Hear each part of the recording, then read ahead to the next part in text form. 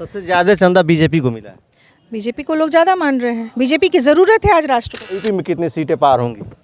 80 की 80, 80 की 80। 80 की 80 प्रयास 80 की 80 सीटों के लिए। पहले 2014 में जाइए, ऊपर का तंत्र बदला, बीच का नहीं बदला था। अब धीरे बीच का थोड़ा सा बदला, अब नीचे का बदलना है। धीरे धीरे काम हो रहा है और काम का रिजल्ट मिल रहा है। विपक्ष हर हाल में बस एक ही मुद्दा है उसके पास कि किसी तरह से जनता को दिग्भ्रमित करें, भारतीय जनता पार्टी के कार्यों को गलत साबित करें। तो पहले अपना परिचय जो दर्शक देख रहा है उसको दीजिए। मैं संगीता द्विवेदी, भाजपा जिला उपाध्यक्ष मऊ से हूँ।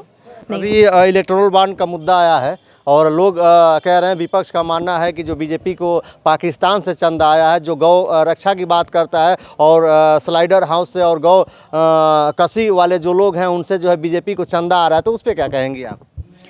विपक्ष के पास कुछ तो मुद्दा, कुछ तो बोलना चाहिए। स्टेट बैंक का जो है ये वो अपना किया है, जारी किया है, जो लिस्ट जारी की है उसमें कंपनियां कौन कौन किस पार्टी को कितना फंडिंग की है उसमें मतलब स्पष्ट लिखा हुआ है और सुप्रीम कोर्ट मांगा था तो वो बाय रिकॉर्ड ऐसे नहीं है, तो उस पर क्या कहेंगे आप? अगर उन्होंने चंदा दिया है, क्यों दिया है? मांगने तो गया नहीं था कोई, दिया है।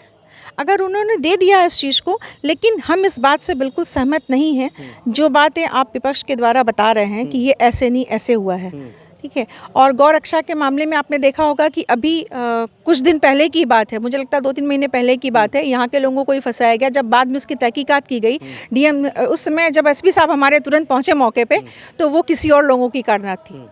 ये बहुत ज्वलंत मुद्दा था उस समय, आप लोगों के भी संज्ञान में होगा, मोहम्मदाबाद का मुद्दा है। तो विपक्ष जो है हर तरफ से घेरने का खाली प्रयास कर रही है, जनता को गुमराह करने का, घेरने का भी नहीं। अगर मुद्दा है तो आप घेरो, गुमराह करना, क्योंकि हमारी जो जनता है वो उनको भी वही लग रहा है कि जनता 60 साल पुरानी है, वो गुमराह होती रहेगी।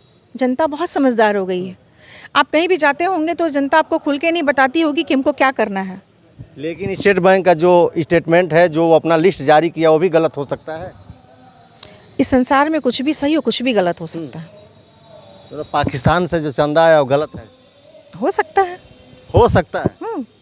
क्योंकि जब तक हम लोग भी उसकी तहकीकात में नहीं जाएंगे कोई निर्णय नहीं बता सकते। सुप्रीम कोर्ट को रिकॉर्ड दिया है, तो रिकॉर्ड दिया है तो अब तो उनसे इस बात पे बहस होनी चाहिए, उनसे भी जवाब तलब होगा, क्योंकि कैसे उन्होंने लिया।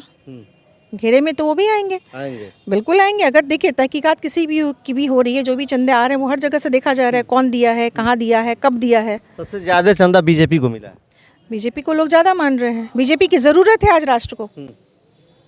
आज का ये भी कहना है कि ईडी और सीबीआई के डर से लोग चंदा दे रहे हैं। देखिए विपक्ष ने ये नहीं कहा कि मोदी जी को बुलाया गया कि थोड़ा आप उसमें शांत करवा दीजिए। क्या ज़रूरत थी? जो युद्ध इतने सालों से चला आ रहा है, क्या ज़रूरत थी? विपक्ष ने कभी नहीं उठाया मुद्दा, विपक्ष ने कभी नहीं लोगों को बताया कि मोदी जी को कहा गया है। विपक्ष हर हाल में बस एक ही मुद्दा है उसके पास कि किसी तरह से जनता को दिग्भ्रमित करें, भारतीय जनता पार्टी के कार्यों को गलत साबित करें, उनको जनता के बीच में जाके बताएं कि हमने किया, तगमा इन्होंने ले लिया। दैट्स इट, यही है।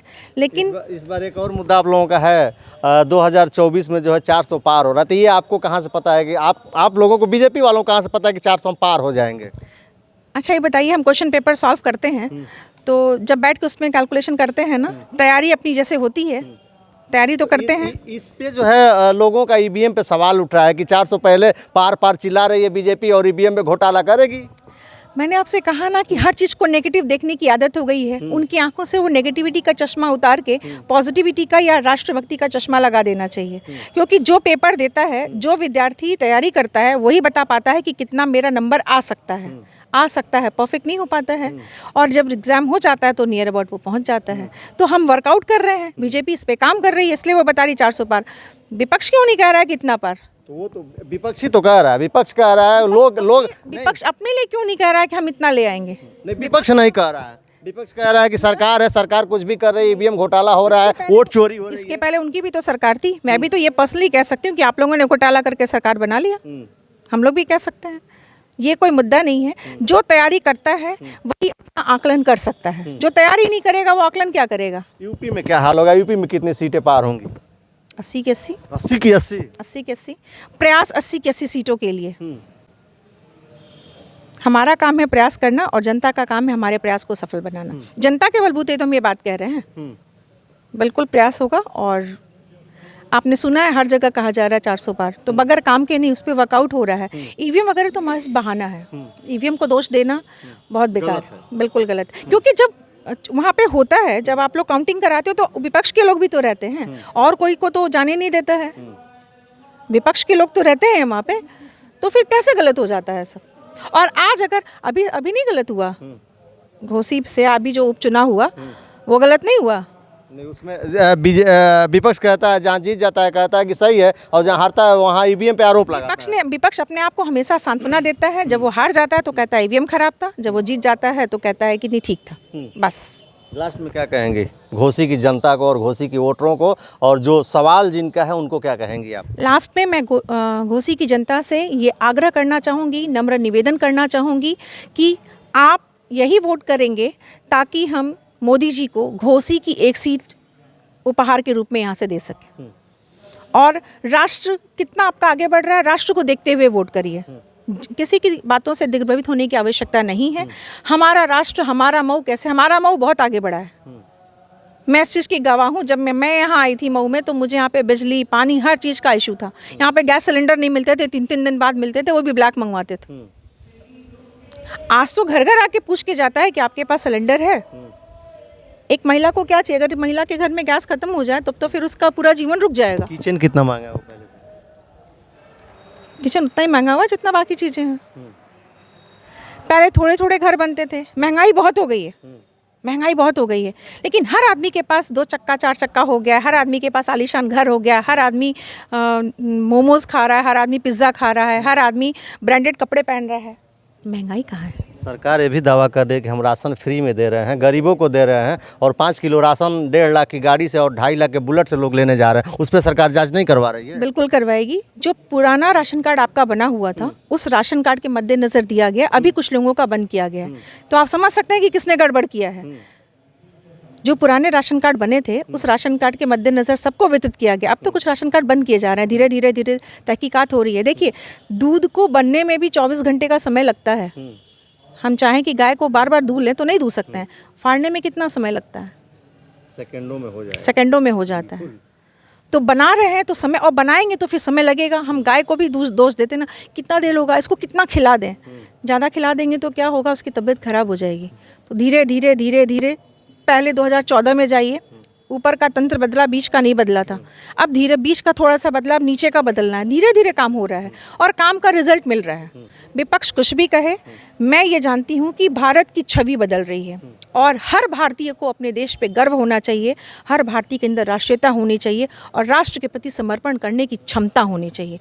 और बहुत दुखद है ये शब्द, मैं जब यहाँ लोगों के बीच में जाती हूँ, वो सिर्फ घोसी या मऊ की बात नहीं कर रही भी, आज भी हमारे अंदर वो राष्ट्रीय प्रेम नहीं है।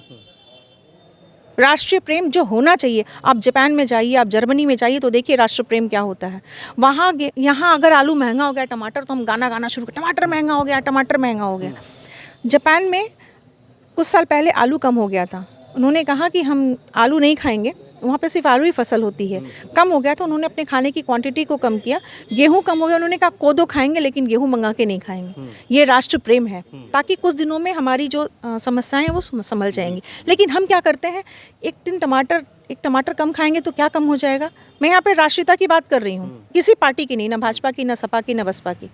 लेकिन आप उसके लिए दंगा करने लगते हैं। राष्ट्र प्रेम सीखना है तो जरा बाहर वालों से सीखो कि राष्ट्र प्रेम क्या होता है, और आपके अंदर भी अपनी इस मिट्टी से प्रेम करिए। मिट्टी है तो हम खड़े हैं, आज ये मिट्टी नहीं होगी तो हम नहीं खड़े होंगे। तो पहले सबसे बड़ा मुद्दा हमारे लिए राष्ट्रीयता का है, उसके अलावा कोई मुद्दा नहीं। बिल्कुल। आज मेरी मौजूदगी घोसी में थी और घोसी का क्या माहौल है इनसे आपने जाना, और आपकी क्या राय है घोसी के बारे में, और आप क्या कहते हैं इनके बारे में, और जो बातें इन्होंने कही आप कितना उसे सर्टिफाई हैं, कितना जो है उसको देख रहे हैं, किस नज़रिए से देख रहे हैं। और आप अभी तक वीडियो में बने रहने के लिए आपको जो है बहुत बहुत धन्यवाद। नमस्कार।